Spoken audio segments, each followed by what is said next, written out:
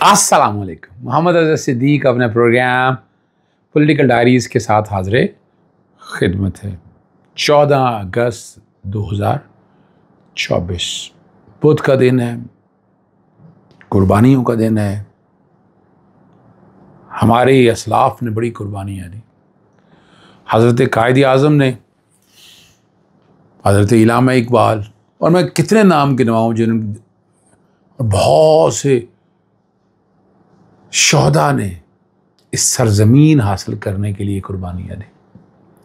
और ये इसलिए दी थी कि आज़ाद और एक खुद मुख्तार मुल्क बने, यहाँ मुसलमान अपनी ज़िंदगी अपनी मर्ज़ी से गुजार सके।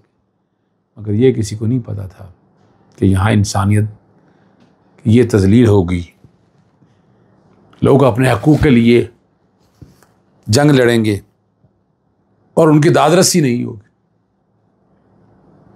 यहाँ अदालतें जो बुनियादी हकूक़ का तहफ़्फ़ुज़ फराहम करने के लिए बैठी हैं, वो ऐसा कोई बड़ा एक्शन नहीं लेगी कि जिनसे बुनियादी हकूक़ का तहफ़्फ़ुज़ फराहम हो सके। लेकिन याद रखिएगा, बात फिर वो एक ही है, और वो हमेशा बात मैं एक ही करता होता हूँ। और मेरी कोशिश होती है कि आप तक सच बताया जाए, ठीक है ना जी। और क्या बातें मैंने करनी है वो मैं कोशिश बड़ी होती है कि इंसान हक़ाइक़ बता सके आप तक हक़ाइक़ जब आएंगे तो आपको अंदाज़ा होगा कि ये मुल्क किनका है। ये मुल्क मेरा और आपका है जनाब, और इस मुल्क को हमने बचाना है, आगे लेकर जाना है। यौम आज़ादी मुबारक हो। और शेख रशीद साहब के जो पर्चे खारिज हुए थे, इस्लामाबाद हाई कोर्ट का फैसला चैलेंज हो गया, और कोर्ट मार्शल में किस तरह की सज़ाएँ दी जा सकती हैं आज वो कोशिश करेंगे। 9 मई वाक़यात में बुशरा बीबी से तफ्तीश की इजाज़त ले ली है। इमरान खान का जो है ना PTI के ख़िलाफ़ जो है, इमरान खान साहब के ख़िलाफ़ समाअत से इनकार कर दिया। और अपोजिशन की जो गुज़िश्ता रात की, यानी उससे पिछली रात की जो मुलाकात, उसकी कहानी सारी सामने आ गई। इलेक्शन ट्राइब्यूनल जो है पंजाब के हवाले से 19 अगस्त के लिए समाअत मुकर्रर होगी, और बेंच आपके सामने है। बेंच बन गया है चीफ जस्टिस काजी साहब की मर्ज़ी का। Justice Aminuddin, justice Jamal Mandokhel, justice Naeem Afzal Khan और जस्टिस अकील अब्बासी, यानी उनकी अपनी मर्ज़ी का बेंच है। और आप तवक्को कर सकते हैं कि फ़ैसला क्या होगा। वो जो हम ख्याल बेंच नहीं कहा करते थे, उसी तर्ज का एक बेंच है। चलें, और सबसे पहले आपके सामने रखते हूँ मैं कि अपोजिशन जो इत्तेहाद के साथ जो शब पिछले 2 दिन पहले जो इजलास हुआ, उसकी अंदरूनी कहानी सामने आ गई। महमूद अचकज़ई की क़यादत और मुज़ाकरती मैंडेट पर भरपूर एतमाद का इजहार किया गया। GDA ग्रैंड डेमोक्रेटिक अलायंस और सिंध की कौम परस्त जमातों ने तहरीक तहफ़्फ़ुज़ आईन पाकिस्तान में शमूलियत का फ़ैसला कर लिया और तमाम जमातों से मुशावरती अमल जारी रखने का कहा। जमात इस्लामी ने, जो जमात इस्लामी है, उन्होंने अपोजिशन इत्तेहाद में शमूलियत की बजाय चंद निकात पर महमूद अचकज़ई की हमायत का फ़ैसला किया। पाकिस्तान तहरीक इंसाफ के बानी इमरान खान ने, आपको पता है कि अपोजिशन की जमातों ने भी महमूद अचकज़ई पर मुकम्मल इत्तेहाद एतमाद का इजहार किया।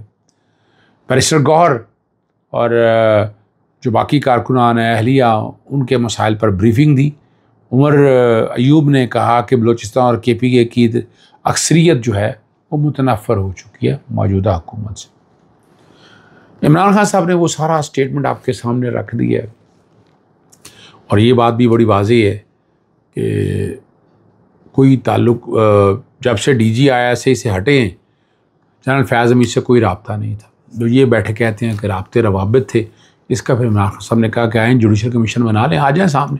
और मैंने भी बड़े TV प्रोग्रामों में यही कहा कि जुडिशल कमीशन बनाएं, आपको समझ आ जाएगी, सामने आ जाएगा।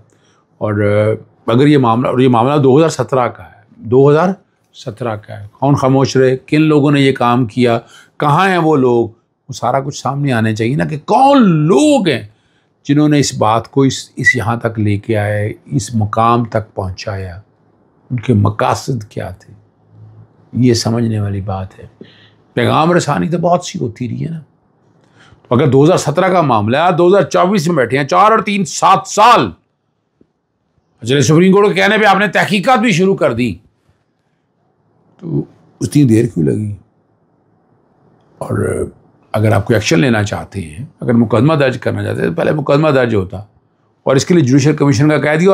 और ये भी आपको पता है कि मोबाइल यानी फ़ोन ब्लॉक कर दिए थे नंबर्स इमरान खान साहब ने, और ये 2022 ही की बातें हैं, उस वक्त सारी सामने आ जाती थी। अब कहा जा रहा है कोर्ट मार्शल, बिल्कुल करें कोर्ट मार्शल, कोई हर्ज नहीं है, लेकिन कोर्ट मार्शल क्या रिटायर के टाइम के अंदर जो कुछ काम करें आप, तो उस पर हो सकता है, नहीं हो सकता। ये रिटायरमेंट की यानी कुछ काम आपने अब जब आप मौजूद थे तो फिर तो है, लेकिन आप उसको इस रिटायरमेंट के कॉन्टेक्स्ट में पहले तो लाना पड़ेगा मेन जिस्ट क्या है। चलें, और मुलजिम के ख़िलाफ़ सबूत रिकॉर्ड किया जाता है, कापी जो है मुलजिम को फराहम की जाती है, दिफा का हक फराहम किया जाता है, और जो बातें हैं ना जी, कोई सबूत जो है ना काबिल तरदीद है, मुलजिम के ख़िलाफ़ अपना दिफा नहीं कर पाता तो फिर कोर्ट फैसला करता है, और कोर्ट में आपको पता है वो मेजर या कर्नल वगैरह बैठते हैं। सज़ा का अमल दरामद के लिए मुजरिमीन को सिविलियन हुकूमत के हवाले किया जाता है, ताहम इसको सुप्रीम कोर्ट में रिव्यू का हक हासिल होता है। अपील वगैरह कोई नहीं है, appeal chief of the army staff के पास ही जाती है।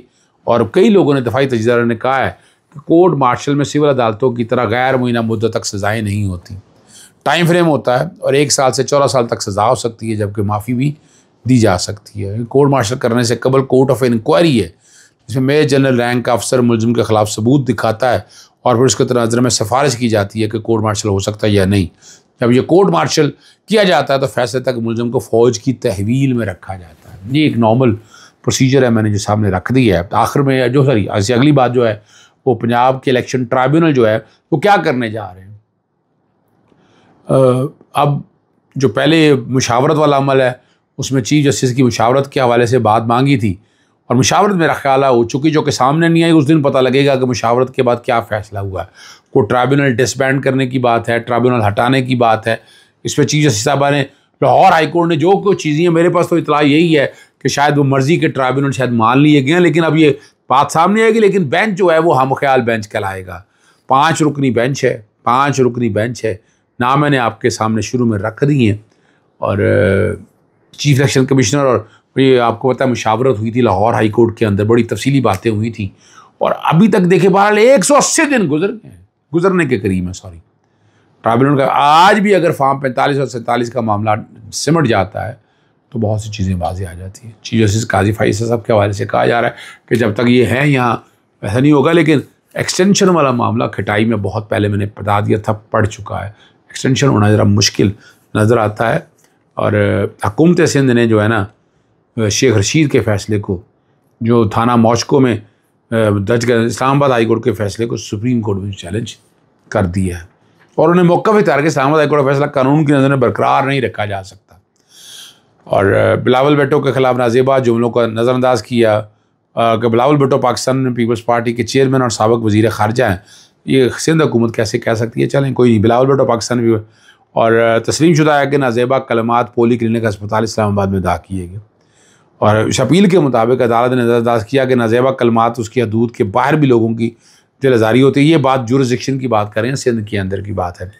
और वकुआ थाना आपारा के हदूद में, लेकिन कोई मुकदमा दर्ज नहीं किया। ज़ाब्ता फौजदारी के तहत वकुआ के असरात दीगर इलाकों में अभी भी मुकदमा दर्ज हो सकता है, और दायरा इख्तियार से तजावुज़ किया है। इसका जवाब मैं अभी सीधा आपके सामने दे देता हूँ, अभी आपके सामने मैं रख देता हूँ। याद रखिएगा, ये इसलिए तो वो पीका एक्ट है, नैब के तहत हो सकता है। वो आपके जुरिस्डिक्शन, यानी यहाँ तो तकरीर इधर हुई है ना, तो अगर हुई है तो वो तो गई है किसके ज़रिए, मीडिया के ज़रिए, उस मीडियम के ज़रिए गई है, तो ये दरख्वास्त जो है वो काबिल अखराज है। नैब तलबी के जो नोटिस वो आपको पता है जो चैलेंज किए थे तो शाखाना के हवाले से, ये अक्टूबर में डेट पड़ी थी, वो 15 अगस्त के लिए यानी कल के लिए इस्लामाबाद हाई कोर्ट में जस्टिस मियां गुल हसन औरंगज़ेब और जस्टिस अरबाज जहांगीर के पास समाअत के लिए मुकर्रर हो गए। बुशरा बीबी से कुछ चाह रहे थे कि 9 मई की तफ्तीश, क्या कोई ताल्लुक़ नहीं है, सिर्फ इमरान खान को तकलीफ़ देनी है, दिक्कत डालनी है। हमारे जज साहब जो हैं इज़्ज़ात दहशतगर्दी की कोर्ट के, इन्होंने चीज़ें भी देखनी चाहिए, एविडेंस भी देखनी चाहिए, और उन्होंने तफ्तीश की इजाज़त दे दी है बुशरा बीबी से। 12 मुकदमात हैं, जिन मुकदमा में इमरान खान साहब हैं उसी में है। और बुशरा बीबी आपको पता है ये तोशाखाना केस जो 2 है नैब का, उसमें गिरफ्तार है और सिक्योरिटी वजूहत के तौर पर इन्हें अडयाला जेल में रखा नहीं। आप भूल गए तो बुशरा बीबी ने खुद कहा था कि मुझे अडयाला जेल रखा जाए। और 11 मुकदमा रावलपिंडी में और 1 मुकदमा अटक में दर्ज है और 7 रोज़ में तफ्तीश, यानी इसमें ज़मानत कबल गिरफ्तारी खारिज हो गई थी, वो उस कॉन्टेक्स्ट में कहा। और आखिर में 9 मई जो मुकदमात है इमरान खान के खिलाफ मुकदमे की समाअत से इनकार कर दिया और जज ने जो समाअत से इनकार किया उसकी एक वजह है, तफ्तीशी अफसर से मुकालमा करते हुए कि आपको मशवरा है कि आप सुप्रीम कोर्ट चले जाएँ। और उन्होंने कहा जी मैं इन दरखास्तों की समाअत नहीं कर सकता, एडमिन जज सितंबर में आएंगे तब दरख्वास्त दायर करें। और इसमें क्या कहा था, फॉरेंसिक करवाने का फ़ैसला किया। तफ्तीशी अफसरान ने इमरान खान के फोटोग्रामेटिक टेस्ट और वॉइस मैच टेस्ट कराने की दरख्वास्त दी है और इस पर तफ्तीशी अफसर जो है वापस लौटाई। बात यहाँ चलेगी सितंबर तक। 9 मई के सामने कोई एविडेंस मौजूद नहीं है इमरान खान के ख़िलाफ़, कोई ऐसी बात नहीं है। इजाज़त चाहता हूँ। अस्सलाम वालेकुम, अल्लाह हाफ़िज़। पाकिस्तान जिंदाबाद।